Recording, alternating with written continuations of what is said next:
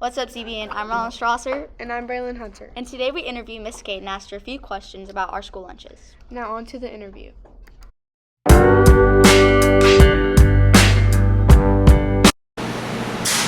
When people don't come on time and we're not misinformed about what time lunches are, especially on iLearning days. So that's probably the biggest challenge. It takes us, I'd say about 3 to 4 hours. We're in here at 7. Some of us are in here at 6:30. And then we have lunch about 11, so a couple hours to get things prepared. I would say pizza. Friday pizza would probably be their favorite.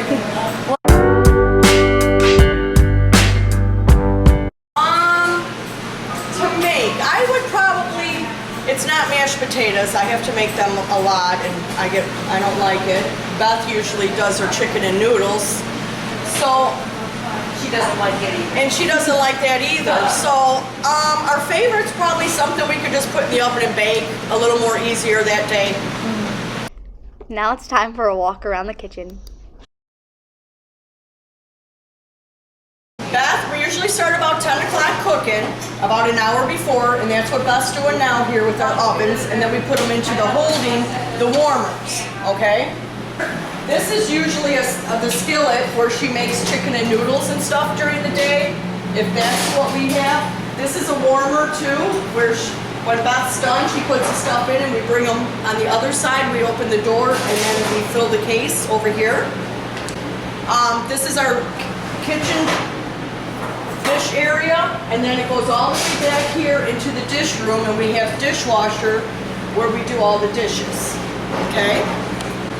Our boss's office, that's actually where our storage room, where we keep a lot of canned goods, are mostly kept in there, paper products, your breakfast stuff.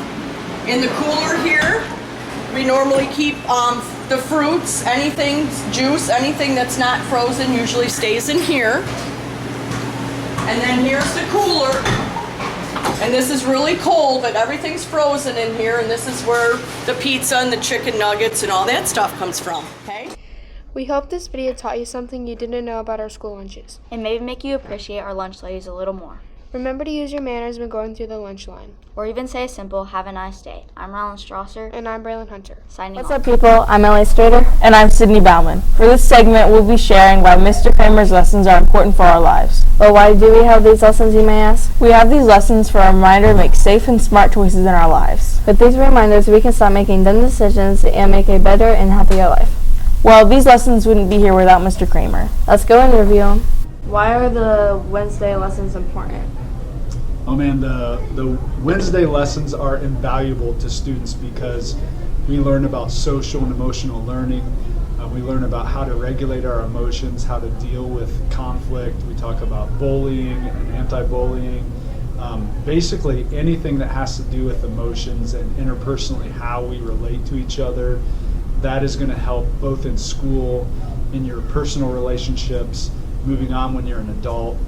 Really, these lessons are invaluable for the future and everything that you will do. So there's great value in them, for sure. They are important. Because why? Because I said so. No. It is because they help us learn about a variety of things that have to do with mental health and basic safety. Yes, we already went over that. Oh. I'm Sydney. And I'm Ellie.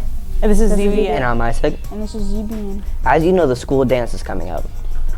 For the semi-formal for the 7th grade and 8th grade is at 7 to 9 p.m. It is $10 and it's on May 21st. And the glow dance, which is for 5th and 6th graders, is at 3 p.m. to 4:30 p.m. It will cost $2 and you can pay at the door, and it is on May 20th. For the semi-formal, you can see Mr. Wilson during homeroom to buy the tickets. The spring fling will be in the middle school gym, and the semi-formal will be in the RHS cafeteria. Now we will interview Mr. Wilson and Mrs. Ohlmeyer on some of the things you should wear for the semi-formal and the glow dance. Some possible things that boys could wear are button-down shirts with a collar. If you want to wear a tie, you can wear a tie. Khakis and a polo like this would be fine, but you could also get more dressed up with dress pants and a button-down, or you could dress dress all the way up into a suit if you'd like. So boys really have a wide range of different options for the semi-formal.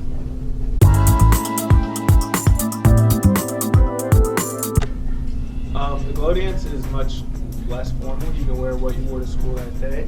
ZBN will also be selling this cool lift-up t-shirts that will happen the same day as the dance.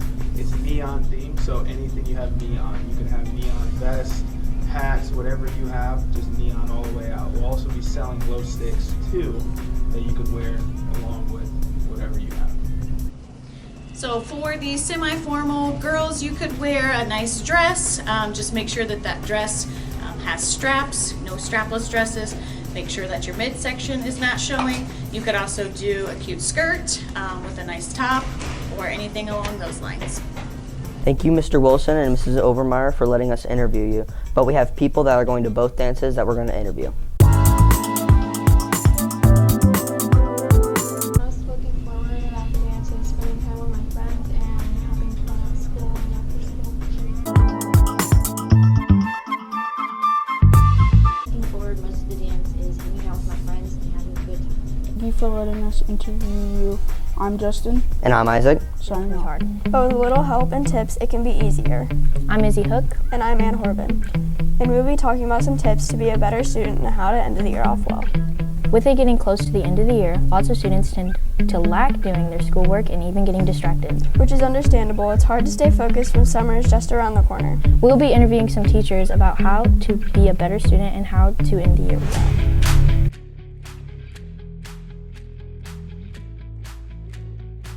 Tips for students to be better students. Come to class prepared, bring a pencil, bring paper, be ready to learn. Listen to the teacher, do what they say.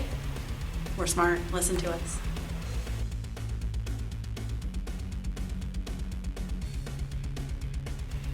To end the year off good, I would say all of the things that I just said for the tips.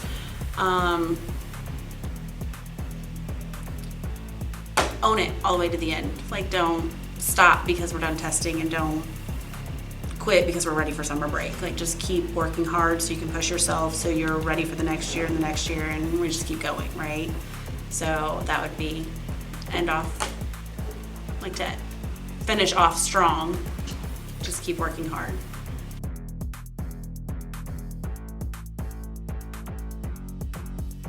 So compared to other grading periods, how is this one different? I would say that the students are ready for summer. They're starting to get that itch where they don't want to be here. So it's harder to keep them focused. It's harder to keep them wanting to learn and to actually come to class and with the things that they need. And they're dreaming about summer. Thank you, teachers, for your time. We hope these tips helped you be a better student. I'm Ann Horben. And I'm Izzy Hook. Signing off. Hi, I'm Tanner. And I'm Evan. Academic teams are popping up, and if you enjoy a certain subject, you might consider joining one.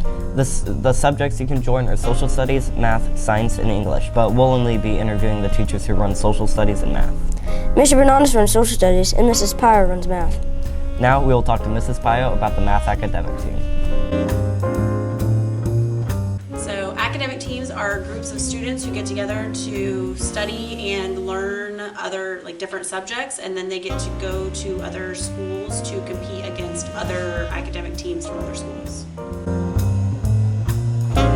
So I think academic teams are important because it allows students to take ownership of their own learning, and they're responsible for what they're going to know going into it.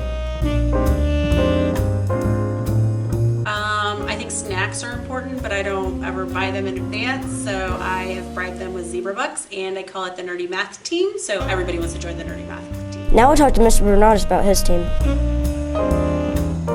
We have social studies, science, math, and English academic team, and also an interdisciplinary one that combines all of those. And what they do is they will practice after school, and then later they'll get to compete against other schools. Important because it shows how hardworking our kids are, and it shows their knowledge of the different subjects.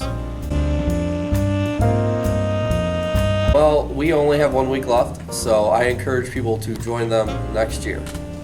So you can we'll have announcements in the morning announcements next year, and you can sign up at that time.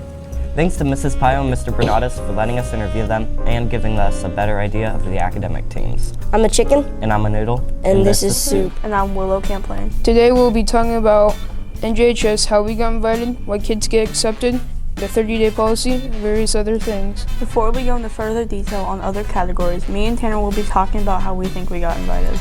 Both of us have agreed that we think we got accepted by having all A's and B's throughout the year, having good academic behavior, and turning in assignments on time. There's a 30-day policy in NJHS. This means you have 30 days to get your grades back up and anything else to do with your behavior, and if you don't get it back up in 30 days, you're out of NJHS. Also, there is a trip to DC, and you'll go around seeing the White House and other famous monuments. Now on to Hattie Show with more about NJHS. What is NJHS? NJHS is National Junior Honor Society. It is a group of students who are considered to be leaders, and they work to give back to their school and their community. And what do you look at when you give them an invitation? So we look at students who are on the AV Honor Roll, we look at their grades, and then we also check to make sure they don't have any discipline. And then those students are given an application packet to apply to NJHS. I'm Willow. And I'm Tanner. Signing off. We are the Millers. Today we will be talking about social media and how to stay safe with it. As we all know, most teenagers have phones and most have social media like Instagram, Snapchat, and TikTok. Social media safety is important. Here are 3 important things. 1. Don't accept friend requests from strangers. 2. Don't talk to people you don't know. 3. Teens are more addicted to what's happening online than real life. This is all for today, and stay safe. This is EBN, signing off.